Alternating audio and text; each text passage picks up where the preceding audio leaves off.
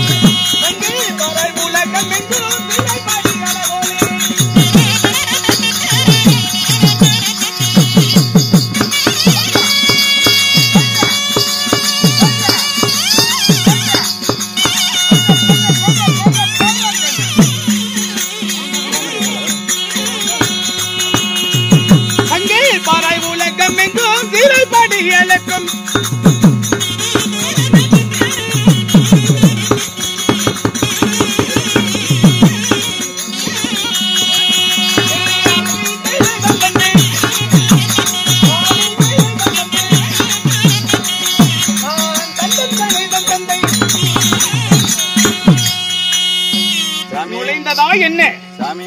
ஓய், இப்ப 50 ரூபா காசு கொடுத்தாங்க. அவங்க பேர் சொல்லி போடுங்க. என்னது?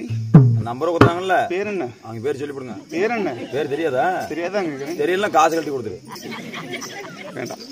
என்னுடைய பெயர் நம்ம தெரிந்தாயே என்ன? அந்தால பத்தால சத்தம். சரி, இடையில நம்ம சத்தம், எனக்கு சத்தம் எதுவும் இல்ல, சொல்ல மாட்டேன். இப்ப நீங்க சொல்லுங்க, தெரியும். என்னுடைய பேர் நாமமோ நந்தேஸ்வரன், உபனேஸ்வரன், பெல்லிங்கிரி ஆண்டவன், வேடரூபம் பூண்டவன், சத்பாதகன், மாதேஸ்வரன், திருநீலகண்டன். பாதம் மீறி இருக்க தென்னையில கடந்திருப்ப. இன்னொரு தடவை சொல்லி. பாதல மீறி இருக்கும் தென்னையில கடந்திருப்ப. இன்னொரு தடவை. நீ என்ன பேர் சொன்ன? திருநீலகண்டன். அதான் பாதம் மீறி இருக்கும் தென்னையில கடந்திருப்ப. சண்டாளா, குடிகாரன் போயிட்டா கூட நான் எனக்கு போக மாட்டேன். என்ன மயிருக்கு போற? அதுக்கு முன்னாடி நீ குடிச்சிட்டு மறந்துக்குவ. திருநீலகண்டன். அங்க போனா 200 ரூபாய் சேர்த்து செலவாகும். திருநீலகண்டன் இப்படி 8000 பேர் நாமலை கொண்ட 8000 பெயர் நாமங்களை கொண்டு முக்கந்தாரி படைத்து பரமக்கடவுள். என்னுடைய பெயரோ ஈஸ்வரன் ஆகும். சாமி, ஓய், உங்க பேரு சிவபெருமான். சிவபெருமான் இல்ல, சிவபெருமான். உங்க பேரு 2011 திறங்கள் படைத்த சிவபெருமான். அது அப்புறம் கேக்குறேன். என்னத்த? இந்த சிவபெருமான் பிறந்தன்னு சொல்றீங்களே, ஆமா, எப்படி பிறந்தீங்க? எதில பிறந்தீங்க? ஒரு ஆணுக்கும் பெண்ணுக்கும் பிறந்தேனா? என்னுடைய பிறப்பு எப்படி? என்னுடைய வளர்ப்பு எப்படி? நான் ஒரு தாயுடைய யோனி வழியாக பிறந்தேனா? நான் பிறந்தது எப்படி தெரியுமா? கெடாய் தான் கொடுக்கணும் அது.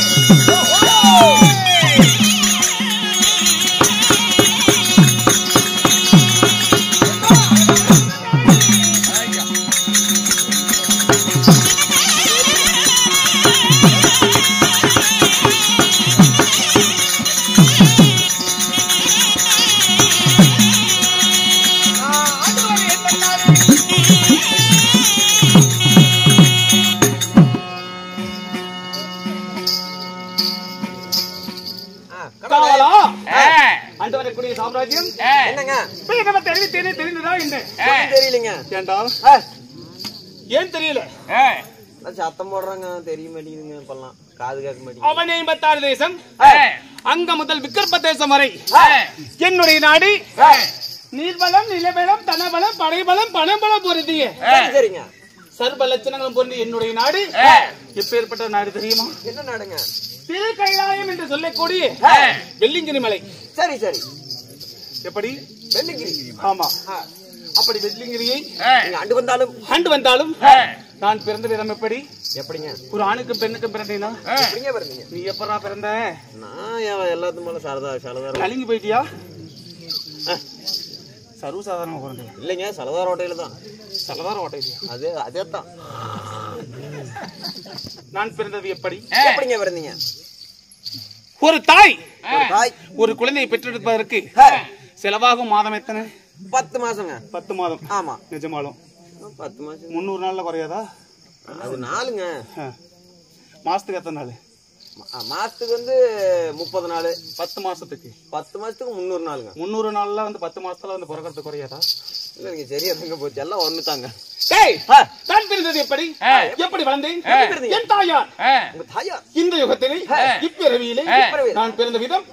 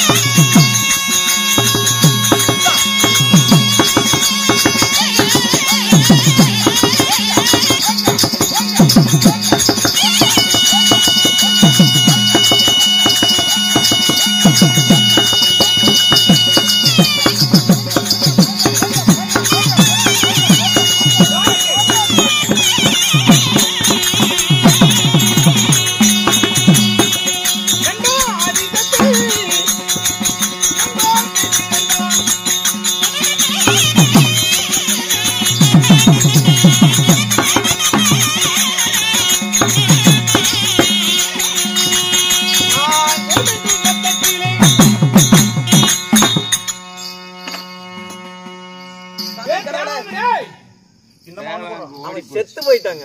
ஐயோ பாவத்தை காலையில பேசி அது காலையில நம்ம பேசிக்கலாம். வாழ வேண்டிய வயசுல வாய்ப்புகள் வந்து போயிட்டோம்.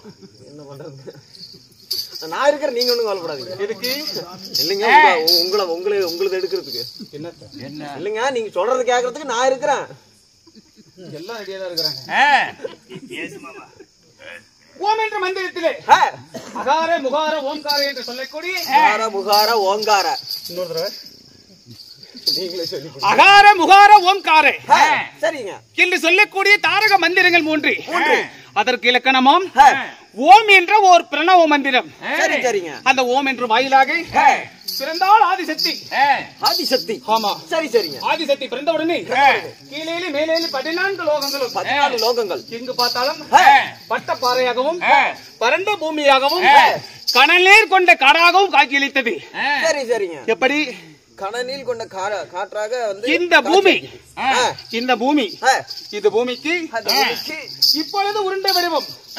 அதற்கு முன்பதாக வடிவமற்ற பூகோளமாக இருந்தது. சரி சரிங்க. பார்த்தார் உலகமாமணிவர் எதற்கு இந்த பூமிக்கு ஒரு வடிவம் கொடுக்கணும். இந்த 14 லோகங்களும் அகங்கார கோபத்தோடு திரிகின்ற ஆதிசக்திக்கு பெண்ணுக்கு ஒரு ஆண் துணை வேண்டும் என்று என்ன செய்தார்கள்? என்னங்க செஞ்சாங்க? ஒரு முடிவு எடுத்தார்கள். அதாவது உலக நன்மைக்காகவும் பெண்ணுக்கு ஆண் துணைக்காகவும் செய்தார்கள் ஒரு யாகம். சரி சரிங்க. அந்த யாகத்தில் முதலாவதாக பெண்ணே என்று ஒரு குழந்தை பிறந்தது. பார்த்தால் ஆதிசக்தி எனக்கு மிஞ்சின சக்தி இந்த பூ உலகிலே வந்து ஜெயிக்க கூடாது என்று நெற்றிக்கண் ஜுவாலை கொண்டு சுட்டரித்து விட்டால் யாரு? உமா பார்வதி. பெண்ணே என்று பிறந்த குழந்தையே. பெண்ணே என்று பிறந்த குழந்தைய. ஆமா. சரி சரிங்க. இரண்டாவதாக அம்மா என்ற 2 குழந்தைகள் பிறந்தது. யார் யாரு? யாருங்க? யானை முகம் கொண்ட முதலாவதாக பிறந்த அந்த ஆண் குழந்தை அந்த பிள்ளையார். அந்த பிள்ளையார் அட இப்ப யாகத்துல ஒரு குழந்தை பிறந்துருச்சு. ஆண் துணி ஆணுக்கும் இல்லாம பெண்ணுக்கும் இல்லாம பிறந்த குழந்தை ஒரு ஆச்சரியக்குறியோட இந்த பிள்ளை யாரா இருப்பாங்க அப்படின்னாங்க. அன்றிலிருந்து யானை முகம் கொண்டவனுக்கு பிள்ளை யார் என்று பெயர் வந்து எப்படி பிள்ளை யார் என்று பெயர் வந்து இந்த உலகத்திற்கு முதல் கடவுளாக விளங்கினார் என்னுடைய மூத்த மகன் யாரு? விநாயக பெருமான். உண்மைதான். சரிங்க. இரண்டாவதாக அழகுள்ள தமிழ் கடவுளாம் முருகப்பெருமான் எங்கே பழனியிலே குடியிருக்கக்கூடிய என்னுடைய இளைய மகன் முருகப்பெருமான். இப்படி 2 குழந்தைகள் பிறந்து மாதவா மூன்றாவதாக அந்த யாகத்திலே இன்னொரு குழந்தை பிறந்தது. அக்குழந்தை யார் தெரியுமா?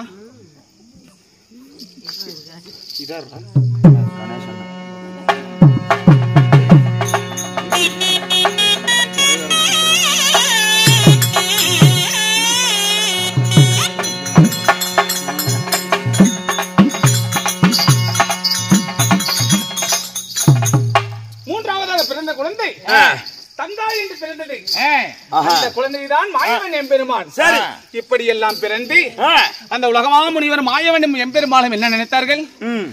ஆண் துளை இல்லாமல் 2 குழந்தைகளுக்கு அம்மாவா இருக்கிறாங்களே, இந்த பெண்ணுக்கு ஆண் துணை வேண்டும், அந்த குழந்தைகளுக்கு தகப்பன் வேண்டும் என்று சாம்பலாக்கி எண்ணெய் மீண்டும் பிறக்க வைத்து உமா பார்வதிக்கு திருமணம் செய்து வைத்தார்கள்.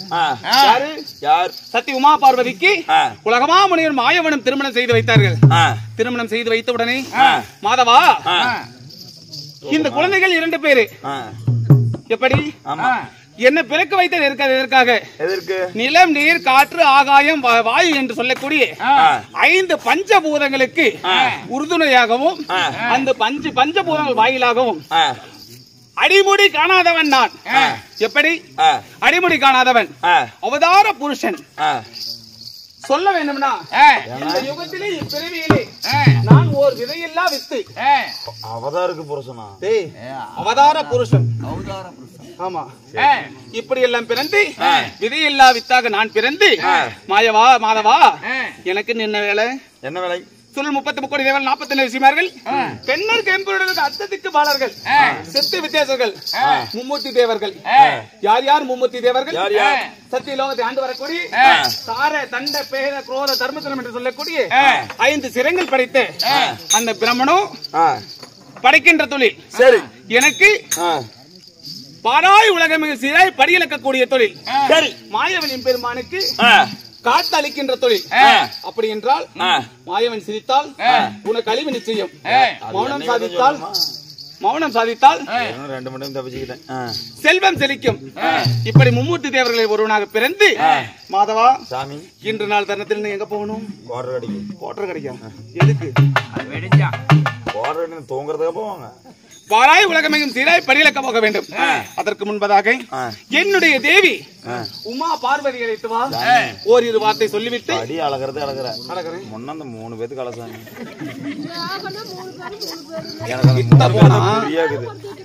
கிட்ட போனா என்ன தெரியுமா? கண்ணை மூடி நல்லா தூங்குறாங்க. கண்ணை மூடிட்டு முடிச்சுட்டு தான் கேட்டுட்டு இருக்கிறேன். சரி. பாராய் உலகமே சீராய் படியிலக்க போக வேண்டும். அதற்கு முன்பதாக உனக்கு யாருங்க கூத்தாடுதுன்னு சொன்னது? நான் அவங்கள தானே கேட்டேன். அவங்களும் பேர போறாங்க. போக மாட்டாங்க. அப்படியா?